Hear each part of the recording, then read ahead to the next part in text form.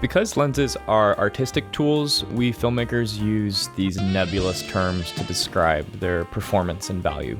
And that makes it really hard to articulate why we think certain lenses are awesome and other lenses are stinky. So every single thing that I say going forward will be my opinion. And it is my opinion that the DZO Arles Primes are really important. I'll split my thoughts into two categories: image quality, which we'll talk about in a second, and physical design, which feels like a really good place to start. DZO was kind enough to send me the 5 lens set to test out, and if you pick up this set, you'll get this really nice hard case with a slot for each focal length, which includes a 25, 35, 50, 75, and 100 millimeter. One of my favorite things about DZO film is the swappable lens mounts they include, so you can choose whether you want to use EF or PL mount, which is really nice for people like me who are currently using EF but plan on switching to PL in the future. Switching the mount is super easy, and they even include the right tools for the bolts used on the lens. I swapped all 5 of these focal lengths from PL to EF as soon as I got the lens set in like 30 minutes. DZO didn't need to include the capability to swap the mounts, but they did, which is really cool. In terms of physical design, these are by far my favorite lenses I've ever used. Each focal length weighs in the neighborhood of 3.5 to 4 pounds and clock in at around 4.5 to 5 inches long, which balances perfectly on my Ursa. You'll hear a lot of DPs talk about weight contributing to smooth handheld movement when they're operating a camera, and a big element of that is also balance. Most cameras have this little symbol printed on them, and if you don't know already, it indicates exactly where the sensor lives in the camera. Which is important to know because if you're running a handheld, you aren't really trying to keep the camera stable, you're trying to keep the sensor stable. Like every camera, the sensor sits in the front of the Ursa chassis. So if I add a bunch of weight to the back, add a tiny lens like this Leica Summicron R50mm, and then hold the camera towards the back, the footage isn't going to be that stable, and it might even be harder to hold for long durations because you're fighting to keep the weight balanced. Using a proper cinema lens with a little bit of heft to it will even out that weight distribution and makes for a smoother experience overall. And that's not even to mention the ease of operation. As expected, there's nice focus gears for external controls like follow focuses, but I've also found them really easy to operate with my hands, which I tend to do on solo shoots more often than not. Same thing with the iris ring.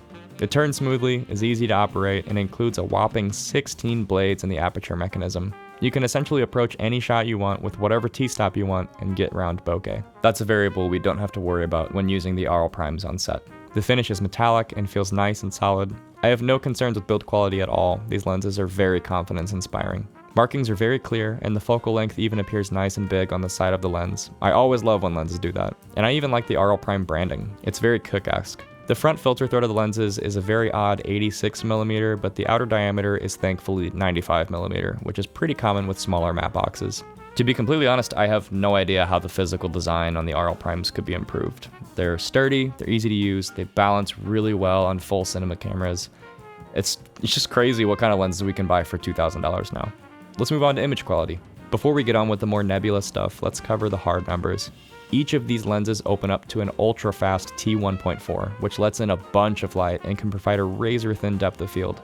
Each lens is a bit different in terms of optics, but average anywhere between 13 to 15 elements, which is quite a bit. You could assume the Arles Primes would be well corrected from that information alone, but as usual, the numbers won't tell you how a lens feels. There's something expensive looking about images captured with the Arles Primes. Something pristine and articulate. You could call it a clean look, but I don't know if that tells the whole story. These are very sharp lenses. Even wide open at t1.4, you can get all the sharpness you could ever want. Stopped down, the Arles Primes bite and can really show off high-resolution sensors. Chromatic aberration is shockingly well controlled. You can find it in extreme examples, but through normal use, I've been hard-pressed to find anything distracting. There isn't any noticeable distortion, no noticeable vignetting, and very minimal flaring from bright sources hitting the front element.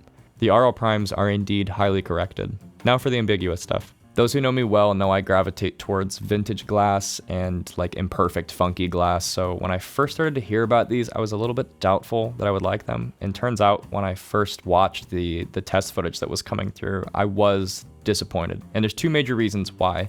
And the first one is user error, or at least a preference that I don't share. Nearly all the test footage I've seen shot with the Arles Primes are captured with the lenses wide open at t1.4, which I don't think is necessarily bad. It gives you a sense of how the lens will perform in its funkiest mode. However, when you film a portrait on a large format sensor with a wide-angle lens wide open at t1.4, it starts to render in a surreal green screeny kind of way that I don't really like that much. That's what's awesome about the Arles Primes though. Because there's 16 aperture blades, you can choose how much depth of field you want without altering the rest of the image. Stopping the lenses down to a more standard range like t2.8 or t4 renders an improved sense of depth. Not as deep as a lens with less correction, but subjects do pop from the background. If I ever need the extra light, t1.4 is always there if I need it. It's really cool the Arles Primes provide the whole range of options for different scenarios.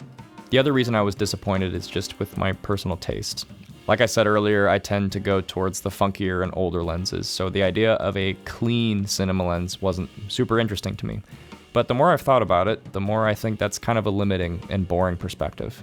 There are way too many projects out there for me to pigeonhole myself into a very specific look. I don't think there's anything wrong with having preferences, that's what makes each of us special. But there's also a lot of jobs out there right now that if you shot them with a Helios 442 wide open, the client just wouldn't be happy because that wasn't the look they were going for. Tons of projects call for a cleaner, modern look, and it's in our best interest as filmmakers to learn how to pull that look off. As far as lens manufacturing goes, I think it's easier to come out with a lens that's imperfect and market it as like a retro lens. What's harder and more impressive is to house beautifully tuned optics in a proper, robust chassis and still come in at a price point lower than the competition. And for that, I think the Arles Primes are truly impressive. Thanks for watching. I'll see you soon.